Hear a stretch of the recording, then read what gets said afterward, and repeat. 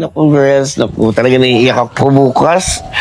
Anniversary na namin. Ano namang ganap? Maghahanda ka ba? Magpainom ka naman, bakla. Siguro yung inom okay, pero girls, pasensya na. Last year kasi, di ba, celebrate namin with you guys. Ay, oo Friends niya, pala. tsaka friends ko. So ngayon sana gusto ko kami dalawa na lang kasi nawalan ako ng oras sa kanya. Tagal-tagal nyo na, no? Kaya nga eh. Sana all. Sana all, te. Ikaw nang pinakamaganda sa ating... Ay nako, darating siya ngayon ha. Ba? Oo. Hoy, basta halit, sa gabi na lang tayo, ha? Sige, sige. Oo naman, ano ka ba? Ano mo man yan, susuportahan ka namin. Thank you guys. Naku. Hi, May! Hi, Marco. So, Hello. advance happy Very Yes, thank you. Ay, wait lang. Iwan muna namin kayo para makapag-usap kayo saglit. Ay, oh, sige, sige, girls. Tomorrow na lang tayo, late night. sige, sige. Bye! Tomorrow, bye-bye. Bye, Marcus. Bye-bye. Ingat kayo. Oh. So, anong plano? Bukas, punta tayo ng mall. Bili kita ng shoes. Tapos, by lunch, kain na lang tayo sa labas. May nakita ko masarap na kainan doon sa BGC. Doon na tayo kumain. Erica, Oh. di ba tayo mag-usap muna? Oh, nag-uusap na tayo. Tsaka busy tayo. Madami tayong asikasuhin. Yung mga friends mo sa bar. Bukas doon tayo mag-meet kasama yung mga friends ko ha. Para chill-chill lang. Ano? Naalala mo ba nung bago pa lang tayo magkakilala? Saya-saya natin, di ba?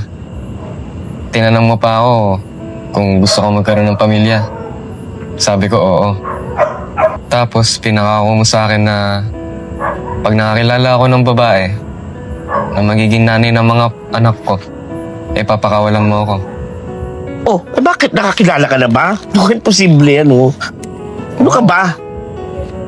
Pangalan niya ay Kim. Mabait siya. Maalaga. Siya na yung gusto kong makasama habang buhay. Naging asawa ko. Marcus, ano ba? Ano ba yung sinasabi mo? Anniversary natin bukas oh. Paano ko? Iiwan mo ko?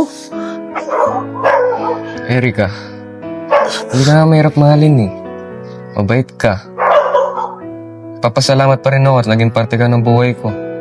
Hindi lang ako natulungan mo, hindi mga pamilya ko din. Ba't iiwan mo ko? Kung hindi ako mahirap mahalin, ba't iiwan mo ko? Erika, pero ito na talaga. Hanggang dito na lang. Sakit din man sa akin. Mahal din kita pero gusto ko talaga magkaroon ng pamilya. Marcus naman eh. May plano tayo, di ba? Sabi mo, gusto mo ko makasama ng matagal, ba't iiwan mo ko? Marcus! Erika, I'm sorry. Pero hanggang dito na lang talaga tayo. Marcus, wag! Ano ko?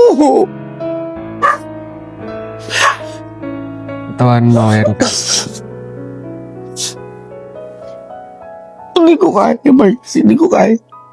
Marcus, hindi ko kaya.